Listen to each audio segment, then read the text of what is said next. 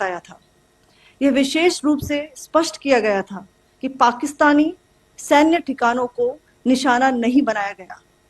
साथ ही दोहराया गया कि भारत में किसी भी सैन्य लक्ष्य पर हमले का उचित जवाब दिया जाएगा। 7 से 8 मई 2025 की रात को पाकिस्तान ने उत्तरी और पश्चिमी भारत में स्थित कई सैन्य ठिकानों को, जैसे कि अवंतीपुरा, श्रीनगर, जम्मू, पठानकोट, अमृतसर, कपूरथला, जालंधर, लुधियाना, आदमपुर, भटिंडा, चंडीगढ़, नाल, फलौदी, उत्तरलाई और भुज पर ड्रोन और मिसाइलों से हमला करने का प्रयास किया। इन हमलों को इंटीग्रेटेड काउंटर यूएस ग्रिड और वायु रक्षा प्रणालियों द्वारा निष्क्रिय कर दिया गया। इन हमलों का मलबा कई स्थानों से बरामद हुआ, जो कि पाकिस्तानी हमलों का प्रमाण है। On the night of 7th May 2025, Pakistan attempted to engage a number of military targets in northern and western India using drones and missiles. These places included Avantipura, Srinagar, Jammu, Pathankot, Amritsar, Kapurthala, Nal, Jalandhar, Ludhiana, Adampur, Bhatinda, Chandigarh, Falodi, Uttarlai, and Bhuj. These were neutralized by the integrated counter unmanned aerial system and other air defense systems. The debris of these attacks is now being recovered from a number of locations that prove the Pakistani attacks. आज सुबह भारतीय सशस्त्र बलों ने पाकिस्तान के कई स्थानों पर वायु रक्षा रडार और प्रणालियों को निशाना बनाया।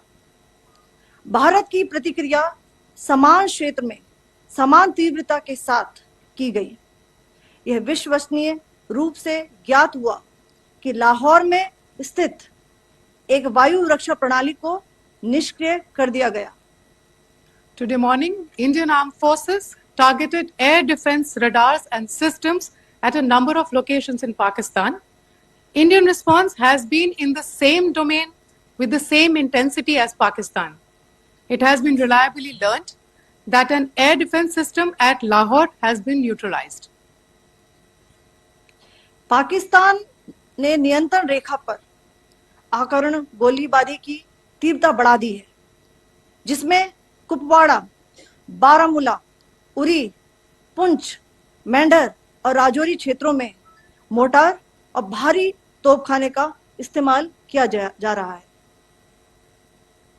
Pakistan has increased the intensity of its unprovoked firing across the line of control using mortar and heavy calibre artilleries in areas in Kupwara, Baramulla, Uri, Poonch, Mendhar and Rajouri sectors in Jammu and Kashmir. 16 innocent lives have been lost, including 3 women and 5 children, due to the Pakistani firing. Here too, India was compelled to respond to bring mortar and artillery fire from Pakistan to a halt. Indian Armed Forces reiterate their commitment to non-escalation, provided it is respected by the Pakistan military. Jai Hind.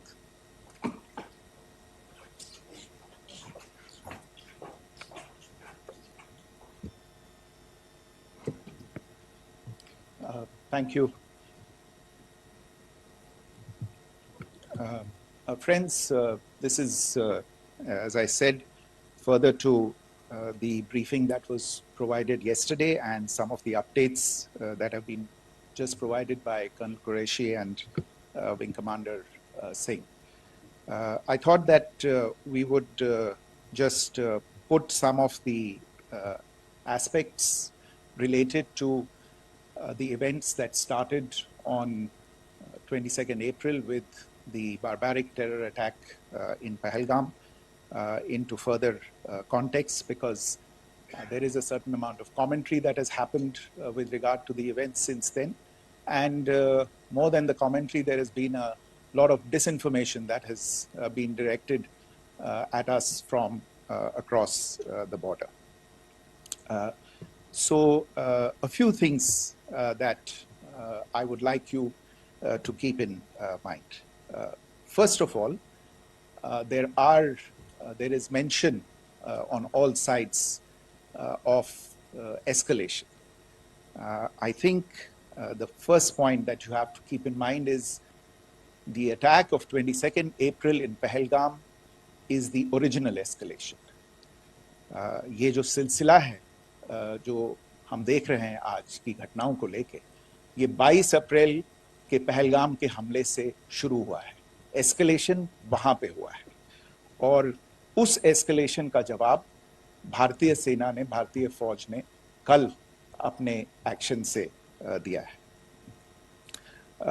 Secondly, I want to invite your attention to the involvement of the group calling itself the Resistance Front in these attacks. I pointed this out yesterday that this is a group that is a known front for the well-known Pakistan-based terrorist organization, Lashkar-e-Taiba. The group has been reported earlier. I mentioned to you about the Indian authorities providing information to the UN 1267 Sanctions Monitoring Committee. In fact, we are going to be meeting with the team again very soon, and we will be providing an update to the information that we have provided earlier. But what is interesting, दिलचस्प बात यह है कि संयुक्त राष्ट्र की सुरक्षा समिति में जब पहलगाम के हमले को लेके एक प्रेस वक्तव्य जारी करने की बात चल रही थी, तो आप सोचिए किस देश ने टीआरएफ का, द रेजिस्टेंस फ्रंट का उसमें मेंशन किया जाना, उसको अपोज किया, पाकिस्तान ने.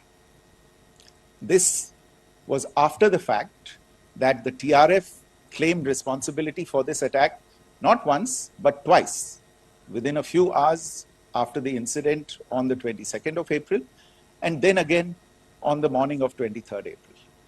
And it is perhaps only after the full gravity of the incident was realized by its masters and handlers across the border that it was managed to back off from this claim.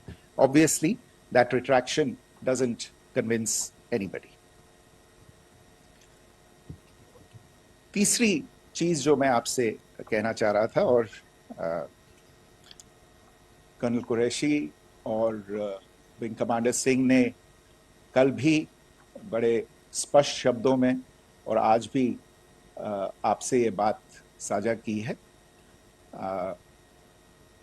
जो भारतीय response है वो non escalatory है, precise है, सटीक है, measured है और कंसिडर्ड है. Our intention has not been to escalate matters. We are only responding to the original escalation, as I said, and our response has been targeted, precise, controlled and measured. Only no military targets have been selected.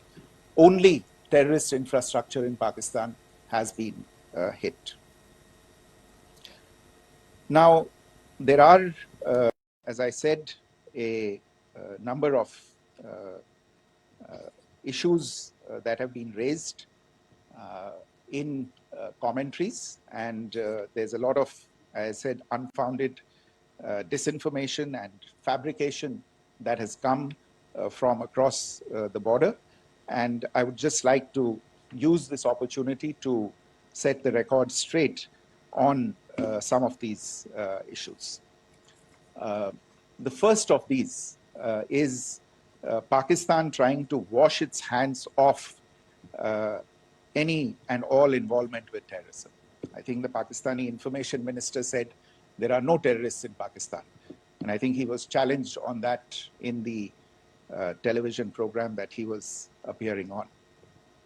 But even if I partially repeat myself from yesterday, I think Pakistan's reputation as the epicenter of global terrorism is rooted in a number of instances where concrete evidence is available, not just to India, but to governments and authorities and agencies around the world. There are several terrorist attacks around the world where Pakistani fingerprints have been found. I don't need to belabor the point with regard to this audience about where Osama bin Laden was found and who called him a martyr. Pakistan has also for decades pursued cross-border terrorism into India with impunity.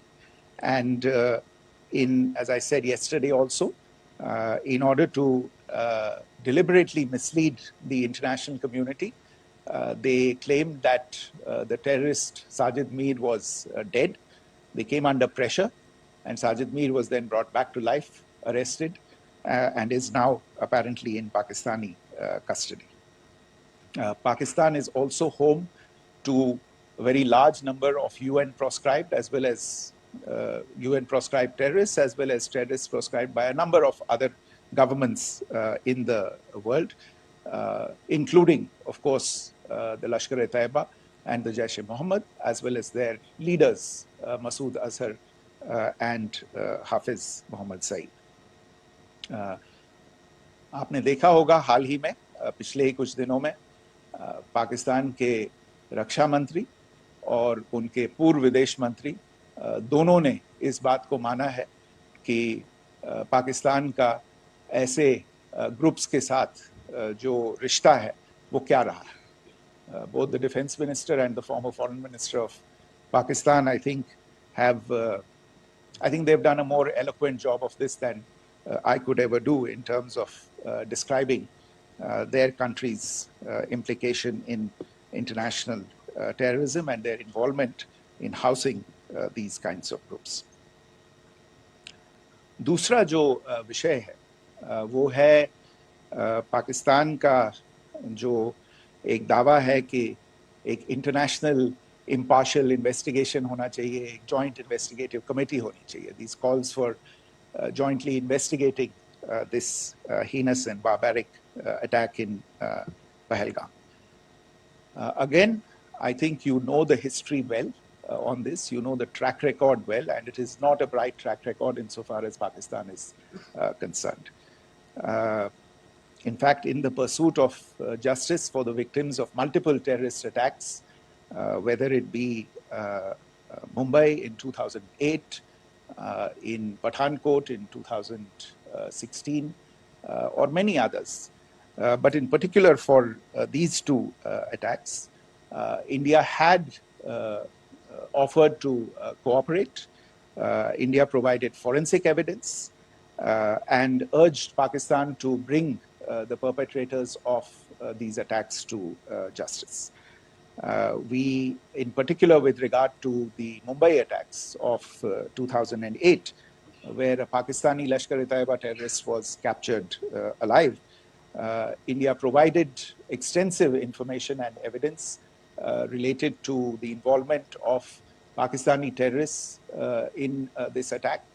Cases were registered, but you are all aware that these cases have not progressed despite the formation of judicial teams, etc. And Pakistan has consistently stonewalled all efforts to move the investigation along. In fact, with regard to the Pathankot attack as well, a joint investigative team was formed. We gave access, unprecedented access, I should say, to Pakistani team to the site of the attack.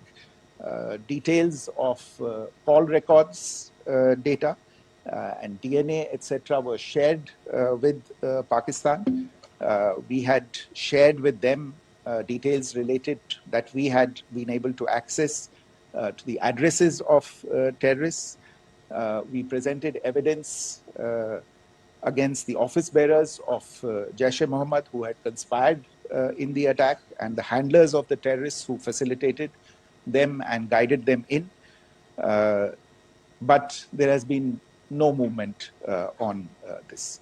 So in all of this, I think the experience has not been positive, and it certainly doesn't give us the confidence now to take at face value Pakistani assertions of wishing to participate in a joint investigation. These are just delaying tactics. These are just stonewalling tactics. And in fact, there is reason to believe that Pakistan uses the evidence that we provide only to cover its tracks and, in fact, defend the terrorists who we are looking for and obstruct the path of investigation. A third point that I wanted to address was the claim that only civilians were killed in the strikes on the 7th of May. We have made the point very clearly that all attacks on the morning of 7th May were against carefully selected terrorist infrastructure, terrorist targets. It is not clear to us, in fact, seeing some of the coverage of the after effects of these strikes, including the funerals for the terrorists that were held yesterday. I think a lot of you have seen the reports and the coverage on media.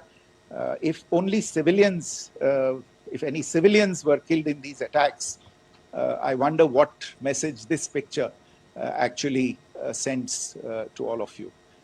This is a question that is worth asking. It's also odd that the funerals of civilians are carried out with the coffins being draped in Pakistani flags and state honors being accorded. As far as we are concerned, the individuals eliminated at these facilities were terrorists. Giving terrorist state funerals may be a practice in Pakistan. Doesn't seem to make much sense to us. Pakistan has also claimed that India deliberately attacked religious sites. This is completely false again.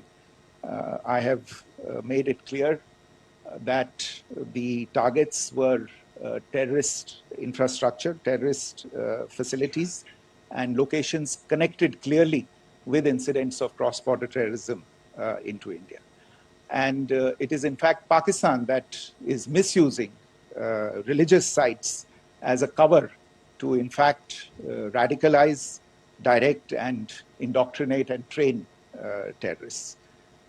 In fact, contrary to what Pakistan is claiming, yesterday Pakistan launched a targeted attack on the Sikh community in the state of Jammu and Kashmir, hitting Gurdwara in Poonch and the homes of Sikh community members, which came under attack. And we know that at least 3 individuals were killed in that particular attack.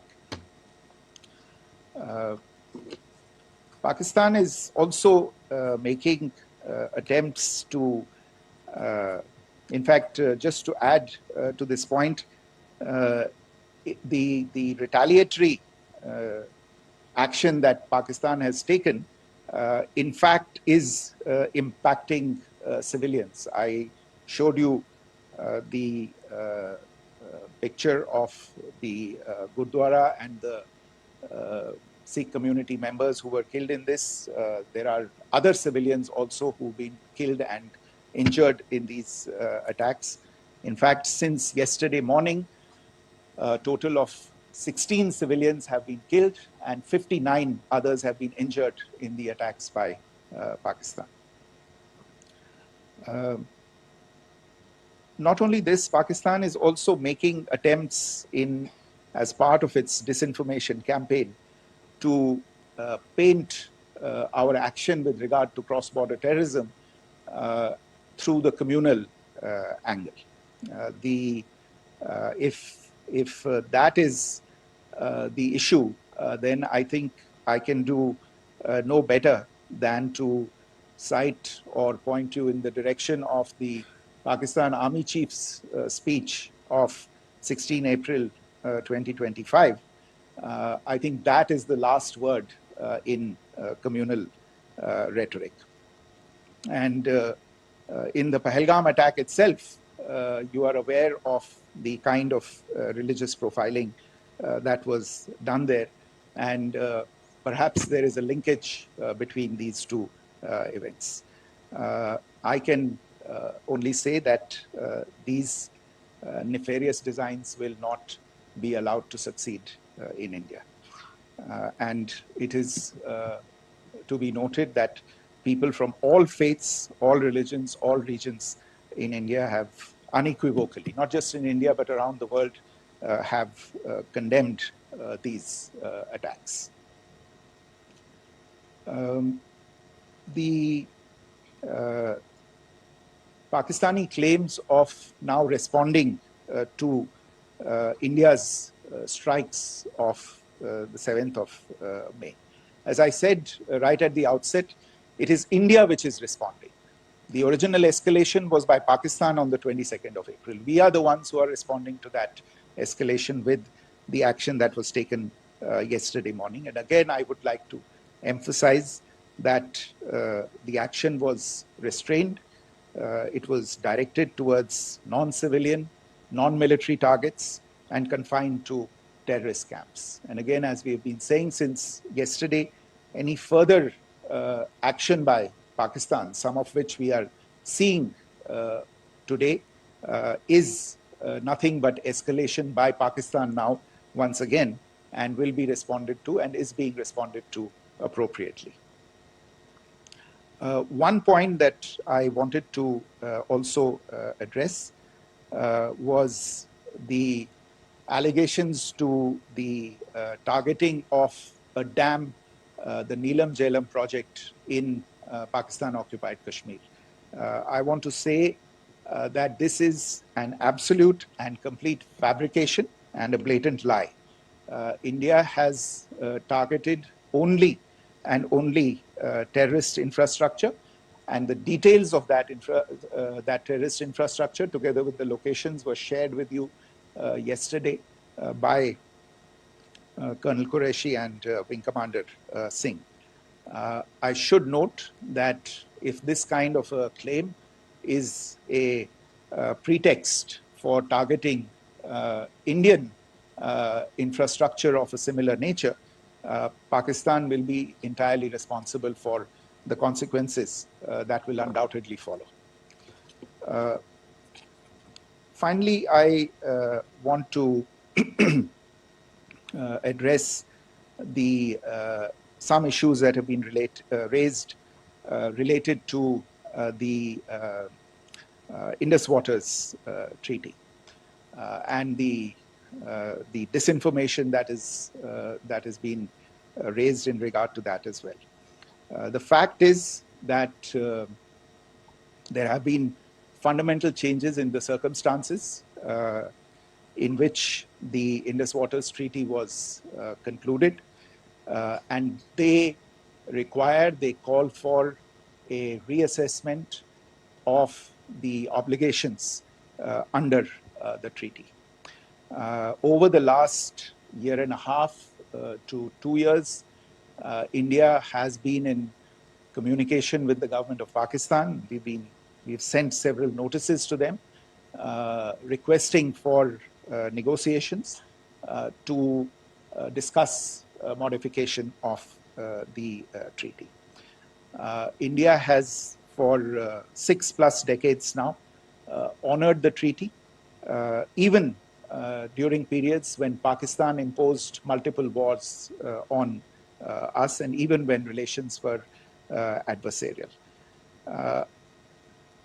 Pakistan is the one that has been acting in violation of the treaty, deliberately creating legal roadblocks in India exercising its legitimate rights on the Western rivers.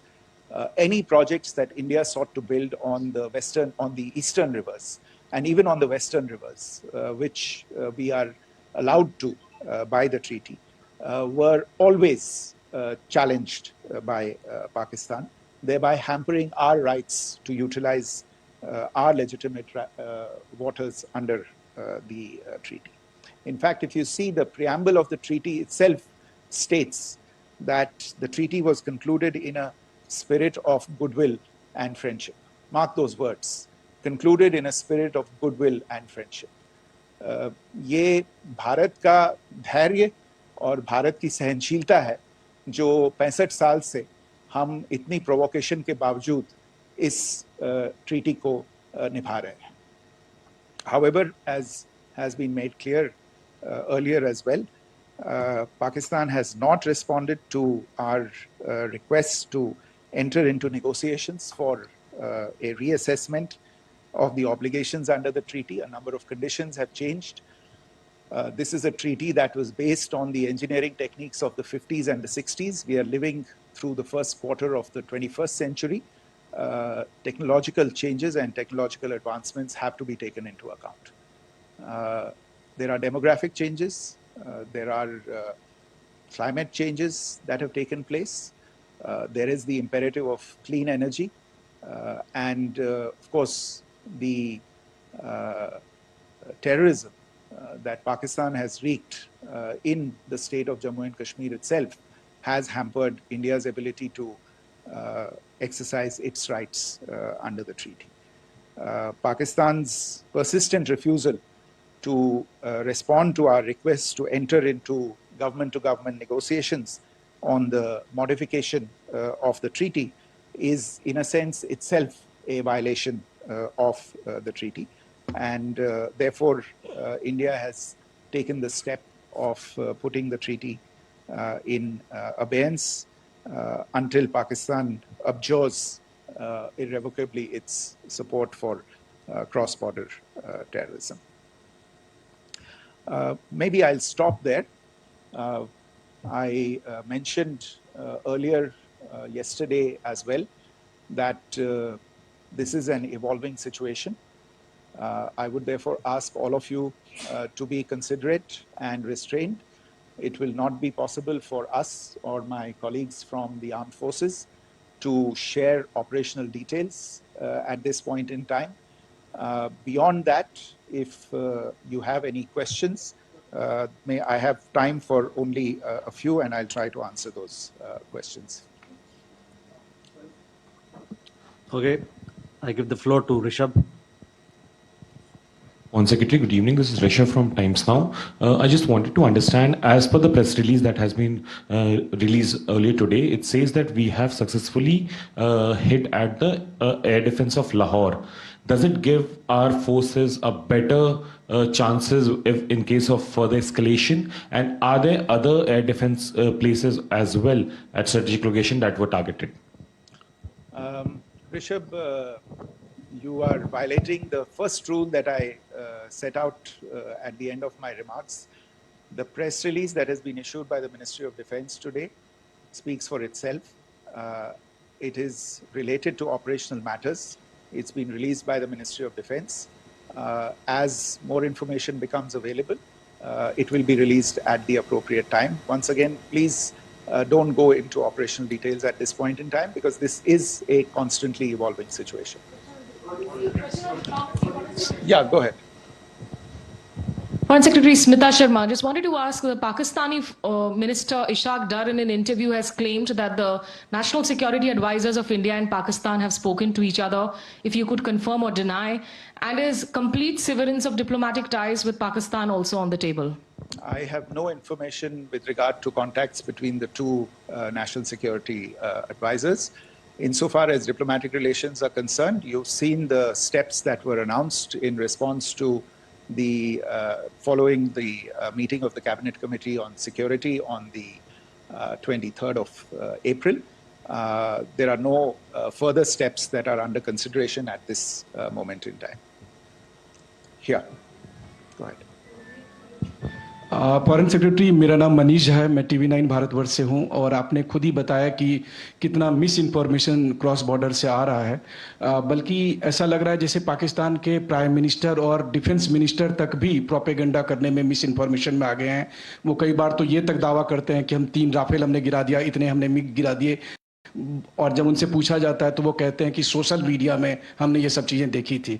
तो अगर आधिकारिक तौर पर अगर आप कुछ कह सकें इस पर, ताकि उन्हें भी समझ में आए कि इस तरह के प्रोपेगेंडा नहीं चलने वाला है। देखिए, जब सही समय होगा तो आधिकारिक तौर पे इसके बारे में सूचना मिल जाएगी। लेकिन जो आपका प्रश्न है कि प्रधानमंत्री और उप प्रधानमंत्री और विदेश मंत्री, उनके रक्षा मंत्री इस तरह की बातें कर रहे हैं, तो इसमें अचरज की कोई बात नहीं है।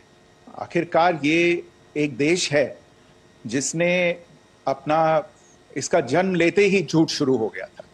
1947 में जब पाकिस्तानी फौज ने जम्मू कश्मीर पे दावा बोला, तो उन्होंने किसी ऐसे वैसे व्यक्ति से नहीं, संयुक्त राष्ट्र से झूठ बोला कि हमारा कोई लेना देना नहीं है इससे, ये लोग जो गए हैं वो तो कबायली हैं। वो तो जब हमारी फौज वहां पे पहुंची और UN के लोग, संयुक्त राष्ट्र के लोग खुद वहां पे पहुंचे, उन्होंने देखा कि वहां तो पाकिस्तानी फौज घुसपैठ करके आ गई है, उसके बाद पाकिस्तान को मुंह की देखनी पड़ी और उनको मानना पड़ा कि हाँ, उनकी फौज वहां पे कुछ समय से पड़ी हुई है। तो ये जो यात्रा है एक तरह से 75 साल पहले शुरू हो चुकी है। तो I am not surprise that this kind of disinformation is being indulged in. या Siddhant. Sir, Siddhant from Beyond. Sir, we have seen a lot of negative comments coming from the Pakistani military of escalation. If tomorrow there is an escalation, there are strikes, we know one attempt has been thwarted, what will be the Indian response to those attempts of creating more escalation? Because it is looking like it's going towards more escalation. And my second question is, are any other world powers, essentially the P5 countries, the West Asian countries, reaching out to de-escalate the current situation? Look, on escalation, we've already made our stance clear. I mean, there are two basic points. First of all, it is Pakistan that escalated on the 22nd of April. We are only responding to that escalation. And then what we have said yesterday and what my colleagues have said today, that now if there is an attempt at further escalation by Pakistan, it will be responded to in an appropriate domain. And therefore, the choice is entirely that of Pakistan to make. As to your second question, I don't think I can do better than to point you in the direction of the statements that are being made from practically every chancellery in the world and the sentiment that they are carrying. That sentiment essentially, and for the major portion, is support for the government of India in the context of the condemnation of the terrorist attack in Pahalgam on the 22nd of April. There is wide recognition of the government of India's right to respond to these attacks in self-defense, and of course a desire to ensure that there is not further escalation. I think these statements speak for themselves. Yeah. There. Sir, this is Mausami from India Today. Now, in the all-party meeting, we have learned that the defense minister has said that, in the operations in Sindoor, almost 100 terrorists were killed.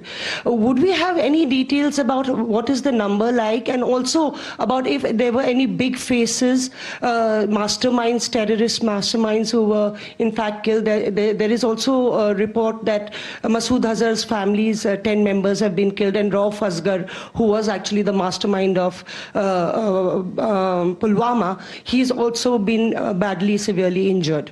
I don't have information at this point in time to share with you on these issues. But as I said, I think, there is so much information out there on television, in the news media, in social media, that it sometimes looks like a long time has passed since this. Please understand that slightly over 36 hours only have passed since this operation was undertaken. Let us have some patience. Information will come out. It will be shared in due time. Shruti. Thank you, Foreign Secretary. Shruti Ranjan from Bloomberg. Sir, could you give us any understanding whether India has moved the IMF or the World Bank to kind of, sensitize them about the the bailout that Pakistan has and, the kind of stuff that the Pakistan government is doing? Look, we have an executive director at the IMF. Tomorrow there is a meeting of the board of the IMF, and I'm sure that our executive director will put forward India's position. The decisions of the board are a different matter. You know the process through which they are made. But I think the case with regard to Pakistan should be self-evident to those people who generously open their pockets to bail out this country.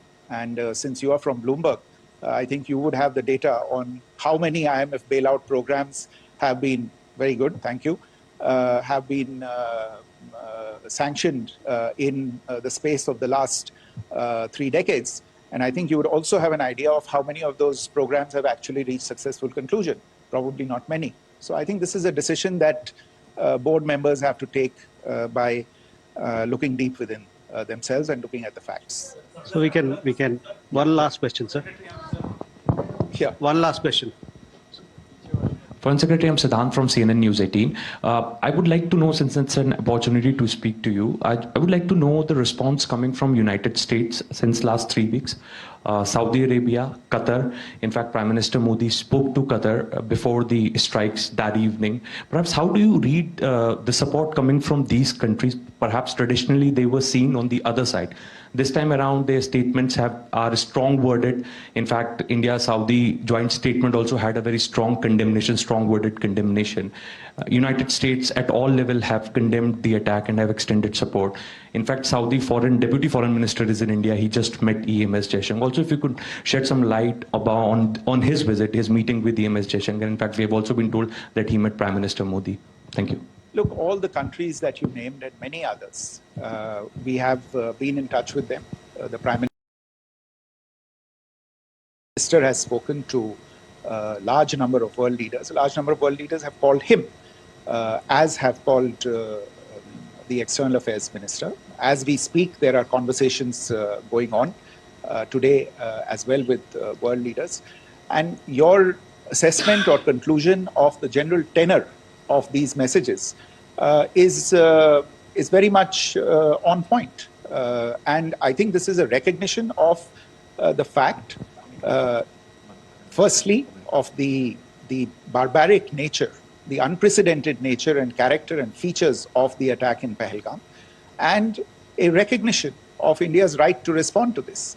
And also a recognition of the fact that in responding, we have been nothing but responsible and have done so in a restrained, in a measured, and in a non-escalatory manner. I think that counts for something. People have taken that into account, and that is what is explaining the kinds of reactions that we are seeing. And we appreciate the sentiments and the statements that have been made by the vast majority of world leaders. Yes, the Saudi Minister of State for Foreign Affairs is in Delhi. He had a meeting with the External Affairs Minister earlier today. I don't have further details at this moment, but if there are details, the ministry will share them at some point with you. Thank you. I think that's all we have time for today. We'll join you again soon. Thank you all. Thank you.